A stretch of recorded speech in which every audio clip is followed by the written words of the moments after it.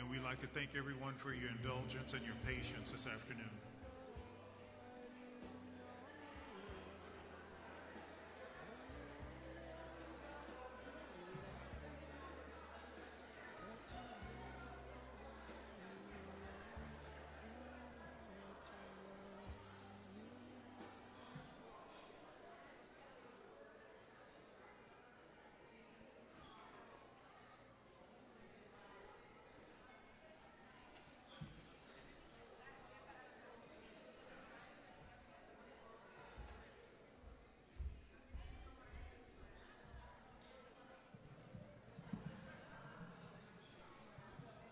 Thank you.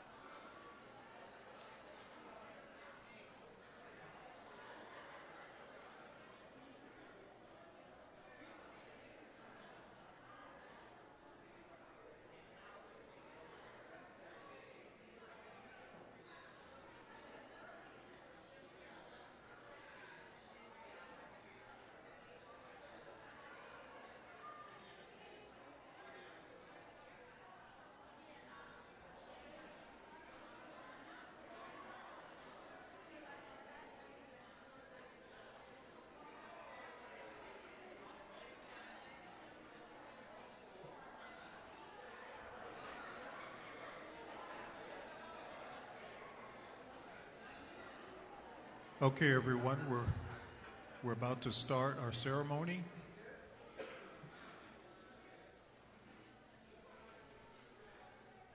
On behalf of the bride and groom, we'd like to thank everyone for taking time out of your busy schedule to support this sacred occasion.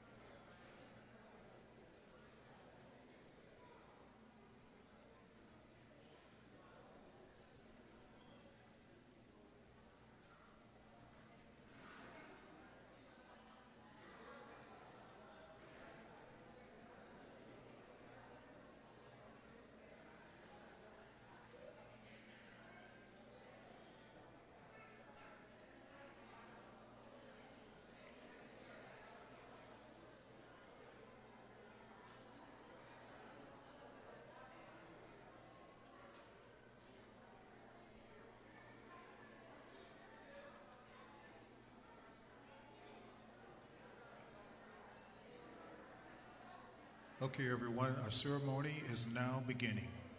Can we get your attention, please?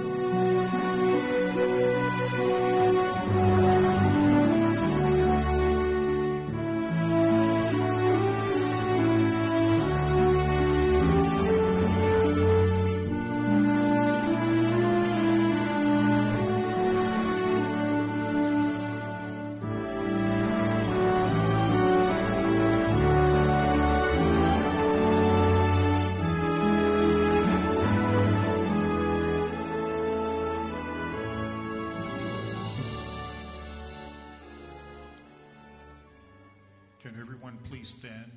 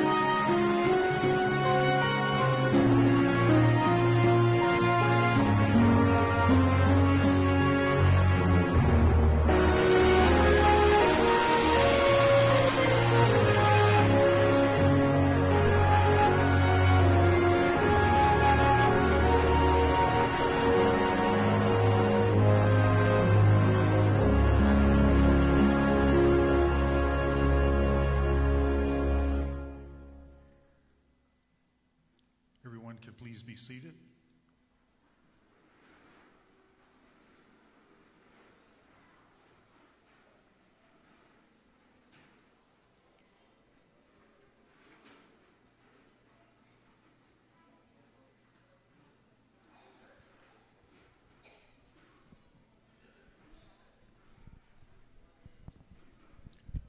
Let's now give our attention to our brother who will be giving the wedding discourse, Brother John Latau.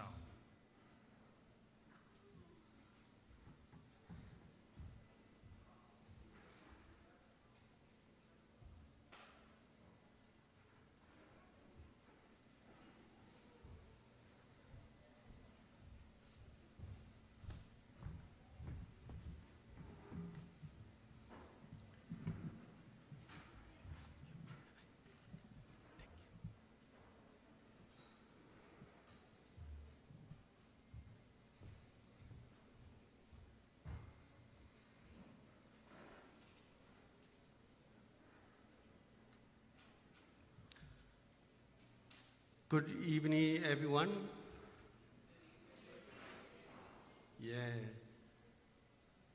Akulo mingla shie di nyajama mingla mauna pite daduta ko lentan ne daduta mi pite ma anwanu ne tu jonaro Chatu Wanta ni de Surago, the Yausi Danye, a Pyong Ligani Bima, Twin Mare, no? Yane Wanta Zia Gaumare Ubido Wanta Zia Gaunaga Tamajanza Rema Piotare Payaye Noto Twe Mayma Chene Ni Odine Nima Nandoga Tunido the Bogo Tambo Tunide the Sompemugo Pubo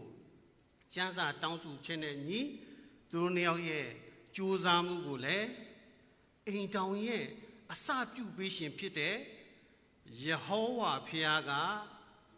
Aloma Wanta Nima Tichavare Daga Paya the King Mima at the Yeshie Mingala Pipare Dilomio General to Ujinsi Ebieta Ah Long Leve Paya Pire Su Jesu Kaunji Miazwa Shibare Aladu Zenimo di Daduda the Rutumile Kaunji Miazwa Shide Didega the Kugaro Akulo Mingala Kalebe Payape Suji to the Kupipare. A no yet sabusi shimpide Payashin Yehoaga Kabau Kanjin Ni and yes Shima Blue Piota Lesuro Aran a twe a town mad Kugu Pigide Sure Matan, Tamajanza de Matuya Bare. Tanebate be Jesu be Ede Pieta, Nico Nimamia, Kabau, a Kanji Ne, Go Pimpiba, Jesu be Kabau, a Kanji Ne, a Tutu Pajiao, Olubiodale, Kabau, a Kanji Ne, again the set Nasenima Akulu Duyavare Dajao Yehowa Piaga Lugo Amo Jazzy to Apionido Nayu the child told you be Ediniabu Atane Piampai Lade Yehowa Piaga Edin Nayune Maima Pansimbi Lucia Taniape, Aransi, Coson Lare, Suguma, Janzama, Tuyabare, Dinine, Yehowa Piaga, Ainangu, Asa Pupi Gebare. Again, Nessa Lima, so Kudu Tatuyabare. 24မှာဆိုရင်ဒါကြောင့်ယောက်ျားကမိဘကိုထားခဲ့ပြီးဇနီးနဲ့အတူမခွဲနေလိမ့်မယ်သူတို့ဟာတရားတကူတည်းဖြစ်သွားပြီတရားတကူတည်းဖြစ်လိမ့်မယ်ဆိုမှကျမ်းစာမှာတွေ့ရပါတယ်ဒါကဖယားရဲ့အစီအစဉ်ဖြစ်ပါတယ်သူတို့တွေတရားတကူတည်းဆိုတဲ့ကျမ်းစာအလျောက်သူတို့တွေကယာတက်ပံပေါင်းဖို့ဖယားရဲ့အစီအစဉ်ဖြစ်ပါတယ်ကောင်းပြီကိုလင်းနဲ့ညီမနွမ်းတင်တို့နူယာတက်ပံပေါင်းဖို့ဘာလုပ်ဖို့လိုမလဲတင်တို့နူယာတက်ပံပေါင်းဖို့ဘာလုပ်ဖို့လိုမလဲဒါနဲ့ပတ်သက်ပြီးယေရှုပြု၍မဿဲအခန်းကြီး22အငယ်30ကိုဆက်ပြီးမှဖတ်ကြည့်ရအောင်မဿဲအခန်းကြီး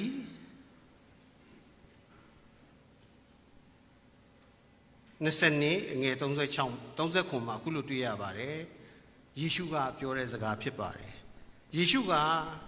ယေဟောဝါဖျားကိုစိတ်စွမ်းရှိသည်များကိုယ်စွမ်းရှိသည်များ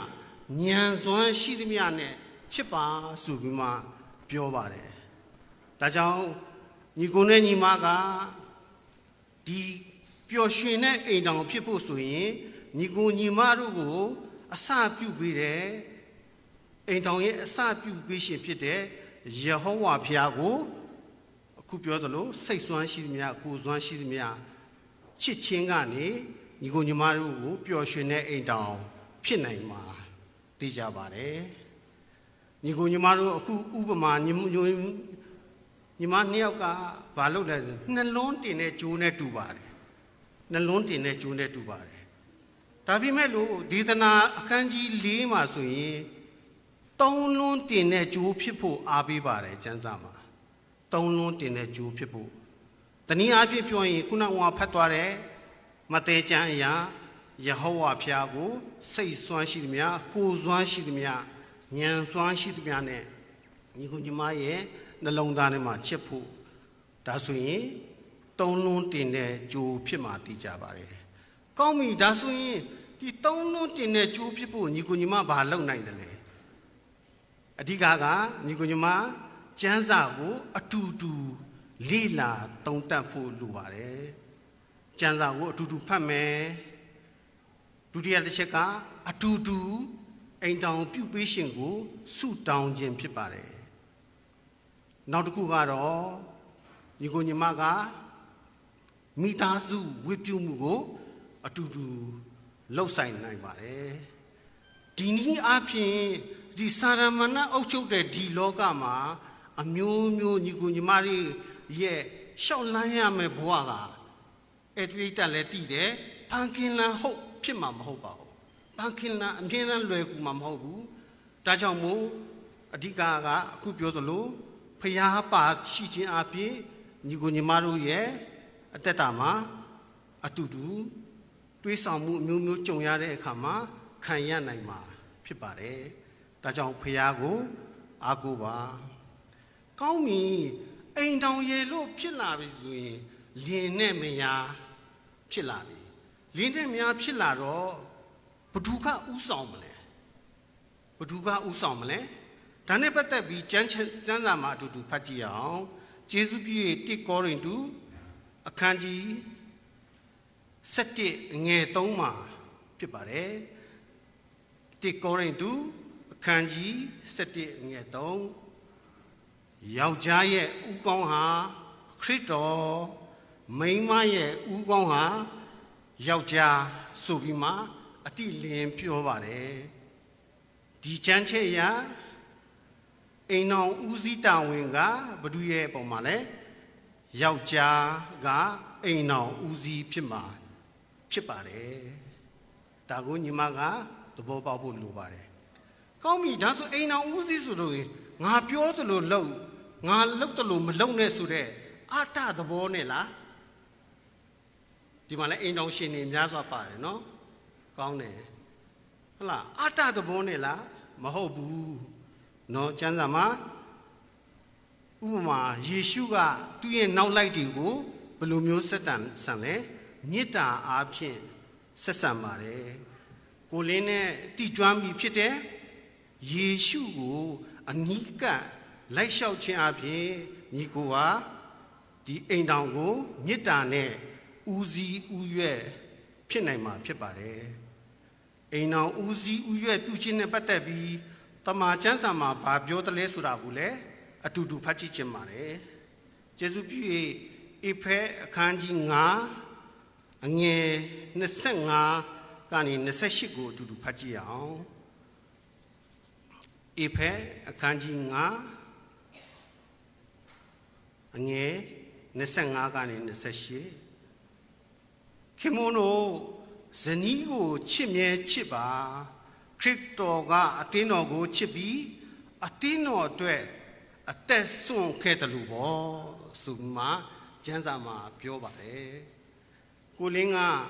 တည်ပြီးသားဖြစ်တယ်ဘာလို့လဲဆိုတော့ခရစ်တော်ယေရှုကတက်တက်ဆုံးသူချစ်တဲ့အသင်းတော်အတွက်တနည်းအားဖြင့်သူ့ရဲ့ဖခင်မိတော်အတွက်သူ့ရဲ့အသက်ကိုလူလားလားဆွန့်ခဲ့တယ်ဒီမှာပြောတာကခင်မွန်းတို့ဇနီးကိုချစ်မြဲချစ်ပါလိုအပ်မယ်ဆိုရင်ဒီကြမ်းချက်ရဆိုရင်ညီကောင်ကဇနီးအနွမ်းအတွက်လိုအပ်မယ်ဆိုရင်အသက်ကိုယ်တော်ပေးဖို့အနေထားဖြစ်ပါတယ်28မှာဆိုရင်အခုလိုဆက်ပြောပါတယ်အလားတူ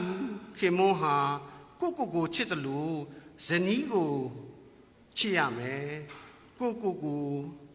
ခန္ဓာကိုမုန်းတဲ့သူတရားမှမရှိဘူးလူတိုင်းကိုခန္ဓာကိုကြွေးမေးပြီး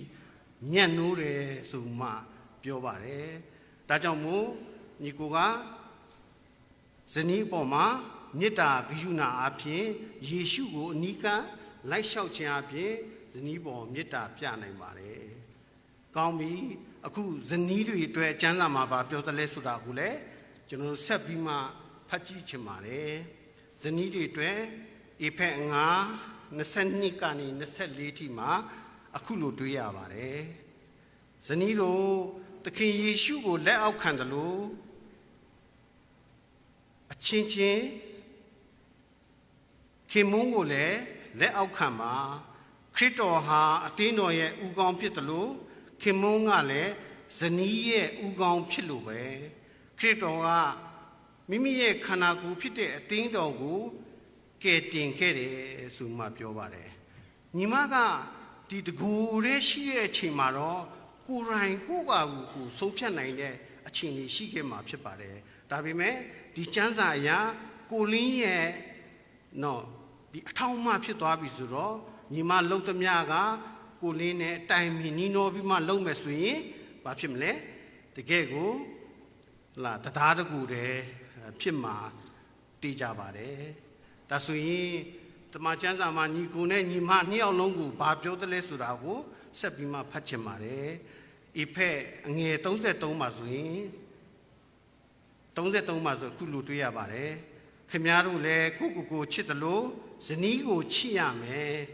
ဇနီးကလည်းခင်မွန်းကိုအလွန်ယိုတရားမယ်ဆိုမှပြောပါတယ်ဒီချမ်းချက်အရာတယောက်နဲ့တယောက်ဒီနဲ့မရဘာဖြစ်လဲအပြန်အလှန်လေးစားဖို့လိုပါတယ်အပြန်အလှန်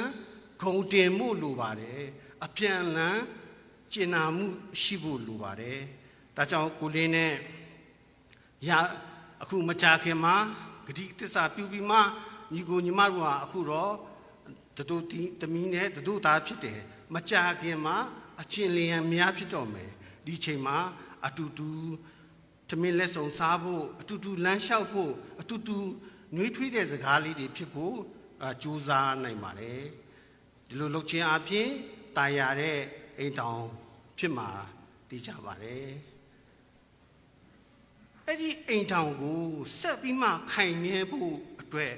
ဘယ်အပေါ်မှာညီကိုနဲ့ညီမကတိဆောက်ကြမလဲဆက်ပြီးမှခိုင်မြဲဖို့အတွက်ကျမ်းစာထဲမှာဗာပြောလဲဆိုတာကိုဆက်ပြီးမှဖတ်ကြည့်ချင်ပါတယ်ကောလောသဲအခန်းကြီး3ငယ်7ကနေ14ထိဖြစ်ပါတယ်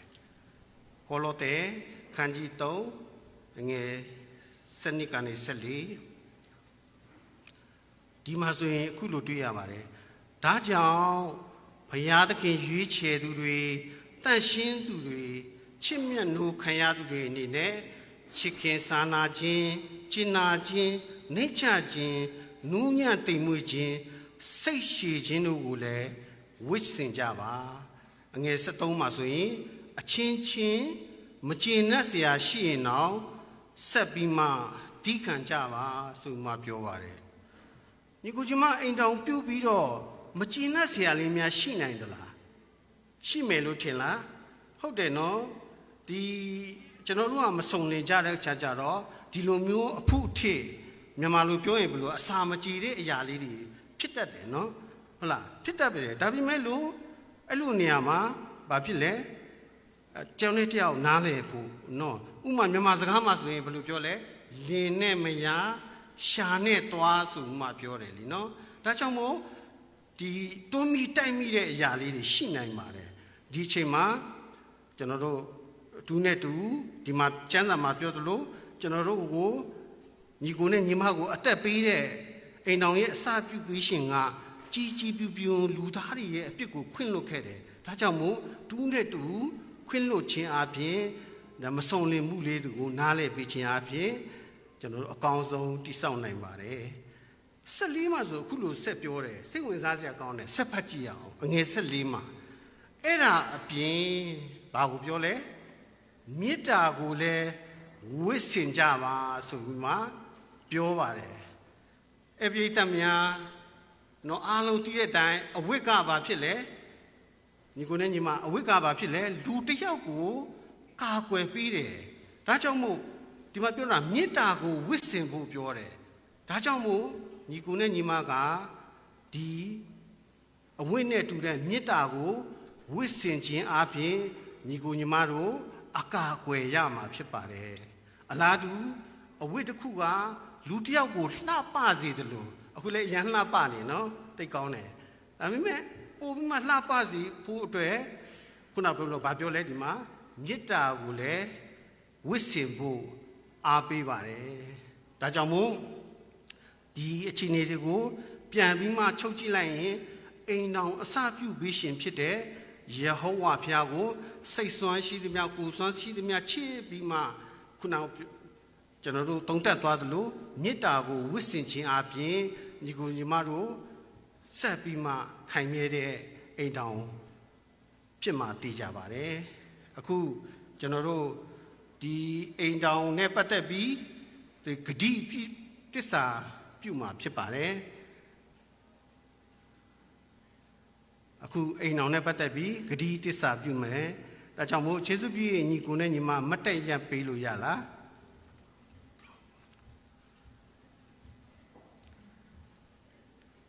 ဥမာမိုက်ကလေးရှိတယ်โอเคယေရှုတင်နေ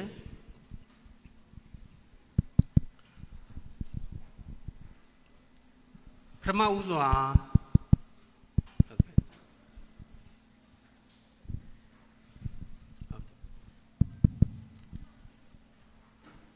ညီကိုကိုဆက်စမှမေးပါမယ်နော်အတင်ကိုလင်းဒီယေဟောဝါနဲ့ဤတတိများရှိတွင်ညီမနုံကိုထိမ်းများထားသောဇနီးအဖြစ်တင်တို့အသက်ရှင်နေသည့်ကာလပတ်လုံးခရိယံခင်မိုးများအတွက်တမန်ကျမ်းစာတွင်ဖော်ပြထားသောဘုရားသခင်ပြည့်ညတ်တော်နဲ့အညီချစ်ခင်၍မြတ်နိုးယူရသွားမလားညီကိုယေရှုပြည့်ဖြေပါဟုတ်လှုပ်ဆောင်သွားပါမယ်ယေရှုတင်ပါတယ်ညီကိုအခုညီမနုံကိုမေးချင်ပါတယ်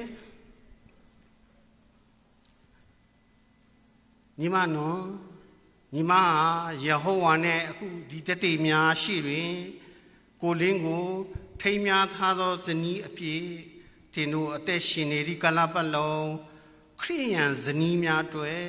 တမန်ကျမ်းစာတွင်ဖော်ပြထားသောဘုရားသခင်ပြည့်ညတ်တော်နဲ့ညီချစ်ခင်၍မြတ်နိုးယူရပြီးအလွန်လေးစားသွားမလားညီမဟုတ်ကဲ့လေးစားတော့ပါမယ်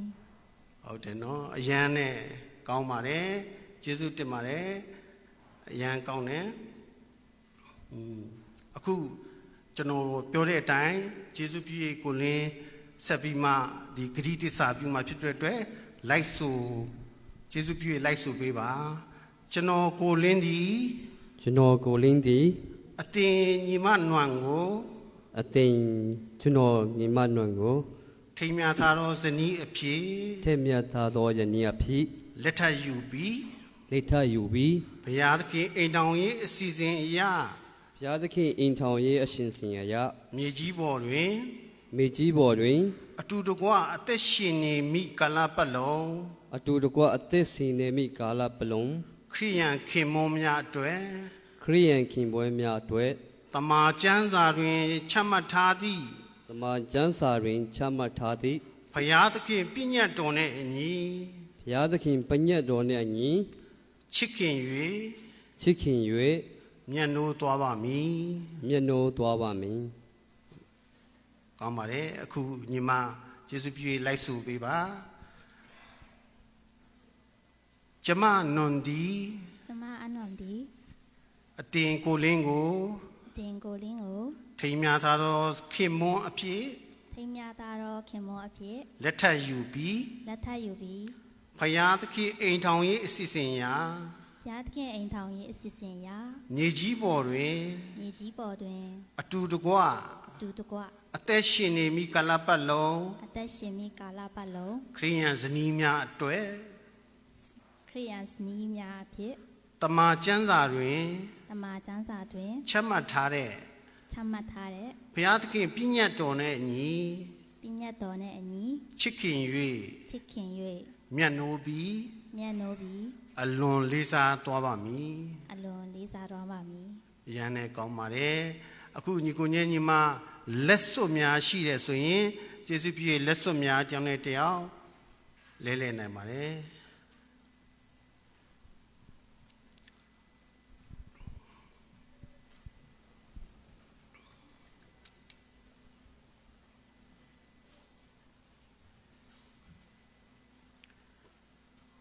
အခုအပိဓမ္မာဒီစွပ်ပေးတဲ့လက်စွပ်ဟာဒီအမျိုးသားနဲ့အမျိုးသမီးကိုအိမ်ထောင်မင်္ဂလာနောင်ကျိုးအပြင်ပေါင်းစည်းမှုရဲ့ပြင်ပမြင်သာတဲ့လက္ခဏာပြည့်ဖြစ်ပါတယ်ဘုရားသခင်အခုလိုအတူတကွတဘိုးတင်ပေးထားတဲ့ပေါင်းဖက်ထားတဲ့အရာတွေကိုလူဘယ်သူမှမခွဲခွာစေနဲ့ဟုတ်ကဲ့စွပ်ပေးလို့ရပါပြီ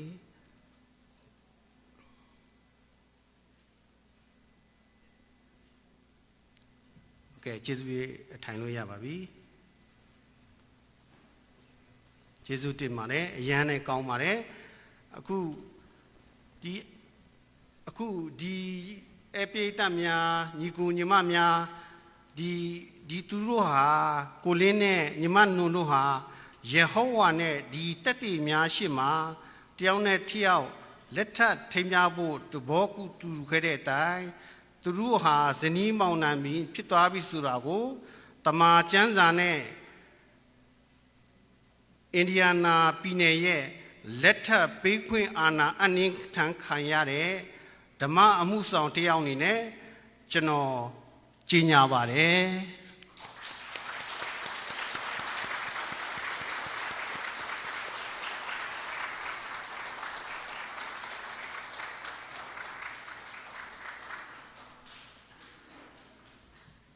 ကျေးဇူးတင်ပါတယ်အခုကျွန်တော်တို့ကိုလင်းနဲ့ညီမနုံတို့အတွက်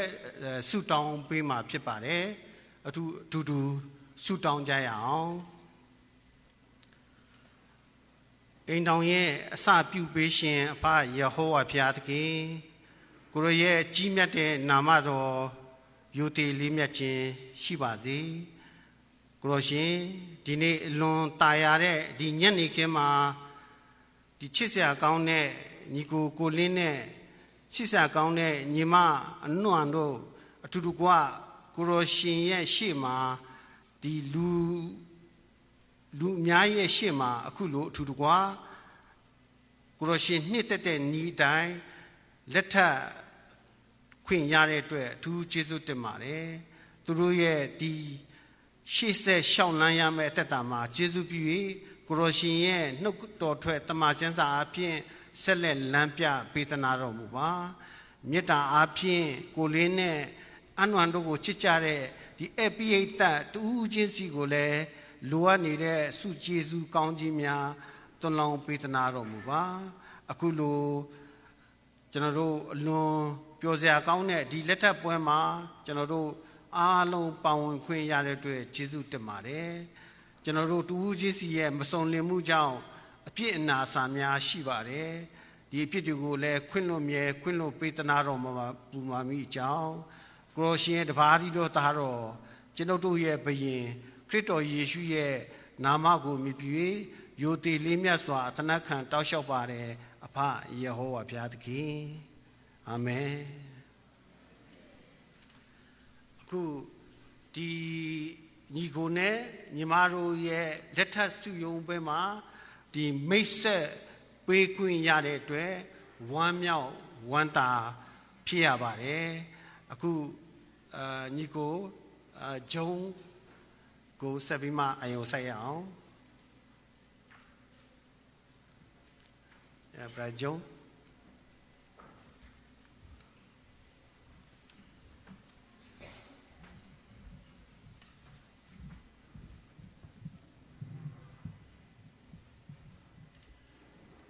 So again, we'd like to thank Brother John for covering the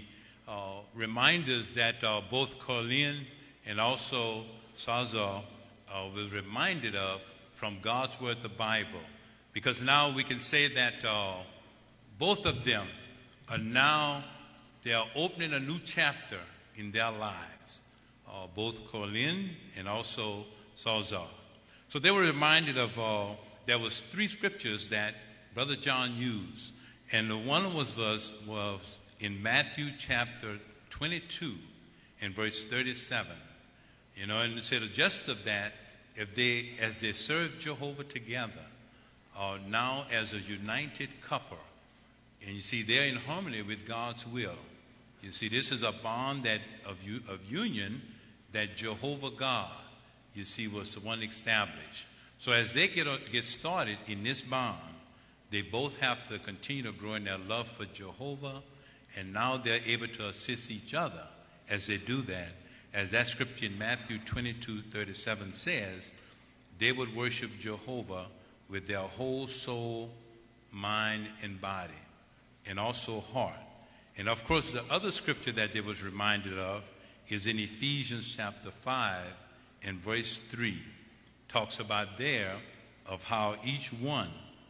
when we look at that scripture together, that's Ephesians 5:3. Just a moment to get it. Ephesians 5:3. And it lets us see there that they were reminded of something that they want to keep in mind. Ephesians chapter 5. I see, lost my spot. In verse 33, I'm sorry. That's verse 33:5. And over there in verse 33, they'll help to see there that they should continue to live their lives together. And as they live together, it says, nevertheless, each one of you must love his wife as he does himself. On the other hand, the wife should have deep respect for her husbands. So 2 things we might say in the scripture here talks about first of what Colin's responsibility is, that he will love his wife, you know, just as he loved himself. So he was reminded of that. And of course, at the same time, his wife, Saza, you know, she's to have deep respect for him. But of course, Colleen, you have to earn that. Okay. So what a beautiful day is for you guys. And as you get this day started, you see, as the scripture encourages us there, we mentioned that third one there in Colossians chapter 3, and in verse 14, it talks about regardless of all of the challenges that's going to come, you know, as you live your lives together. One thing it highlights there, if you notice in chapter 5 of Ephesians there, in verse 33, one thing that the both of you would keep in mind. It says that nevertheless, each one of you must love his wife as he does himself. On the other hand, talked about the wife having a deep respect. Oh, I had the wrong one there. That's not the one. It was another one I heard. Colossians 3. I got mixed up here. Colossians 3. And over there in verse 14. Sorry about that. 3:14. It says there about, lost my spot. Oh, got to go back. Colossians 3 and verse 14. Yeah, okay. Let me get to it. Anyway, in verse 14 there, it tells us then, it says, for this reason, near to the Father. Okay, I done got my own notes mixed up. Let me get them here. I get them back. And talking about the principles of we want to let Jehovah God's principles guide us, as we do that. So as you face your challenges, Colin and Salzar, of course, on a day-to-day basis, you have to make decisions, right? And so you always want to let Jehovah God, through his word, the Bible, guide you in all your decisions, as you make those, both you and your wife. So again, we are glad to be here, a beautiful day, a day that you guys are not always going to remember as you serve Jehovah together. So it's my pleasure to present to you, friends. We'd like you to stand, Colin and Salzar. And so it's my pleasure, friends, to present to you both brother and sister, Colin and Salzar Than.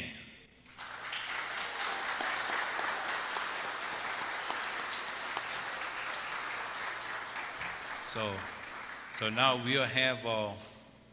music. You can walk out.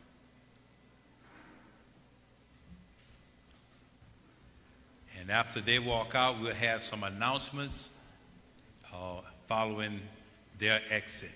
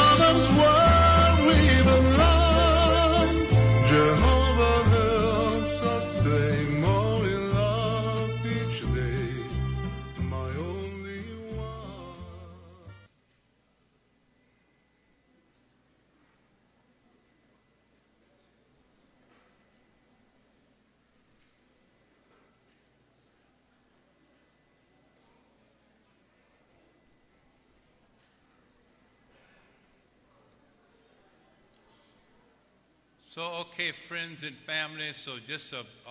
couple of announcements. As the bride and the groom, they take their pictures and everything, we want to give them a few moments. And so in the meantime, well, we can continue to associate with each other. And once we get back started with the program for the reception, we'll come back and make the announcement. So just give us a few moments and patience, and we will continue the celebration.